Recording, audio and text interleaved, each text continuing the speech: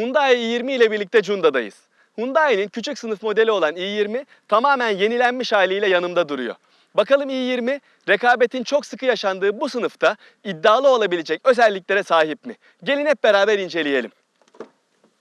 Yeni i20 yerini aldığı modele göre daha uzun, daha geniş ve daha alçak. Altıgen ızgara, LED teknolojili farlar, geniş hava girişli tampon öndeki başlıca yenilikler. Otomobilin profilinde en dikkat çeken bölümse şüphesiz siyah renkli C sütunu. Tavana havada duruyormuş efekti veren bu uygulamaya gözlerin alışması biraz zaman alacak gibi görünüyor. 3 boyutlu efekti verilmiş yeni stop lambaları i20'nin arkadan da şık görünmesini sağlıyor.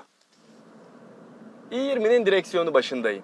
Yeni i20 de tıpkı i10 gibi Avrupa'da tasarlanan fakat ülkemizde Hyundai Assa'nın İzmit'teki fabrikasında üretilen bir model. Tamamen yeni bir platform üzerinde inşa edilen i20'nin içi de aynı dışında olduğu gibi çok daha modern bir tasarıma sahip. En alt donanım seviyesinde tek siyah renkli olsa da daha üst donanım seviyelerine çıktığınız zaman çift renkli olan torpido hem yumuşak olan yapısıyla hem de görünümüyle kalite algısını yükseltiyor. Dokunmatik multimedya sisteminin ve onun altındaki manuel ayarlara sahip klima düğmelerine erişim ve kullanım kolay. Fakat bu dokunmatik ekran üst donanım seviyesinde alınabiliyor. Giriş ve onun bir üstündeki donanım seviyelerinde bu ekran ne yazık ki sunulmuyor. Küçük eşyalarınız için kokpitte yeterli alanlar sunulmuş. Vitesin önünde oldukça geniş, vitesin arkasında 2 tane bardaklık ve kol dayamanın içi de yeterli genişliği sunuyor. Eski nesil i20'de benim en çok eleştirdiğim konuların başında kapı ceplerinin küçük olması geliyordu. Fakat yeni i20'de bu eksik düzeltilmiş ve artık buraya 1,5 litrelik su şişelerini bile rahatlıkla koyabiliyorsunuz.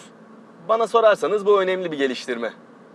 Ön sırada sunulan yaşam alanı iyi. Arka sırada da uzatılan dingil mesafesi neticesinde iyi diz ve iyi baş mesafesi sunuluyor. Hatta şöyle söyleyeyim, i20'nin arka sırada sunduğu yaşam alanı küçük sınıftaki rakiplerinden çok daha iyi gözüküyor.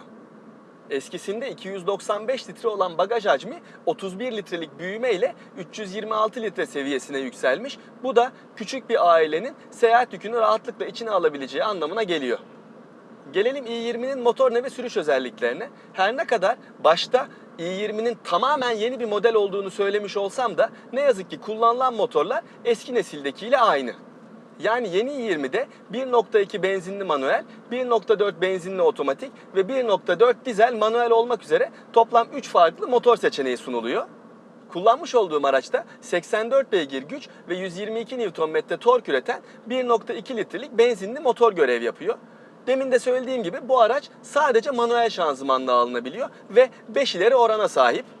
4 silindirli motorun çekiş özellikleri iyi. Zaten 1.2 litrelik atmosferik bir motordan çok fazla bir şey beklememek lazım. Ama size özellikle şehir içinde yeterli performansı sunuyor.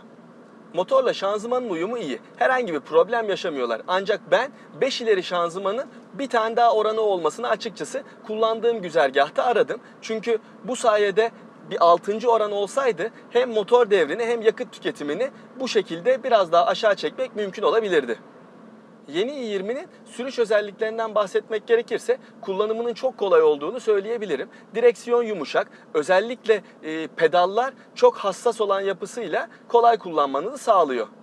Bu araçta benim en çok dikkatimi çeken, en çok beğendiğim geliştirme açıkçası kabinin çok iyi bir yalıtıma sahip olması oldu. Eski nesilde çünkü hem yol hem rüzgar gürültüsü içeri giriyordu. Fakat bu yeni nesilde kullandığım güzergahta ne lastik, ne rüzgar ne de motor sesinin yüksek hızlarda bile kabine sızmıyor olması bence çok önemli bir avantaj. Kabin sessizliği konusunda i20'nin rakiplerinden bir adım önde olduğunu söyleyebilirim. Süspansiyonlar konfor odaklı ayarlanmış, otoyol kullanımında yüksek konfor sunuyor. Fakat şehir içinde veya bozuk zeminlerden geçtiğiniz zaman tabii ki özellikle arka aksın darbe yemişi biraz zayıf kalıyor. Bu da konfor seviyesinin az da olsa düşmesine neden oluyor. Son olarak da yakıt tüketiminden bahsedeyim. Ben bu aracı Balıkesir-Cunda arasında 100 kilometredir kullanıyorum ve şu anda yol bilgisayarında bana 6.4 litrelik bir tüketim ortalaması gösteriliyor. Bunun tabii tahmin edebileceğiniz gibi çoğunluğu açık trafikte gerçekleşti. Ama yine Cunda'nın içinde de belli trafiklere girdim. Şehir içi kullanımını da simüle edebilecek belli kullanımları gerçekleştirdim. O yüzden bunun ortalama tüketim değeri olduğunu söyleyebilirim. Hyundai i20 yeni nesliyle daha geniş yaşam ve yükleme alanı sunuyor. Hem iç hem de dış tasarımının yenilenmiş olması ve geliştirilen sürüş özellikleriyle i20 başarısını daha da ileri götürebileceğini gösteriyor. Bunda sınıfının en yeni modeli olmasının da bence çok büyük payı bulunuyor. Görüşmek üzere.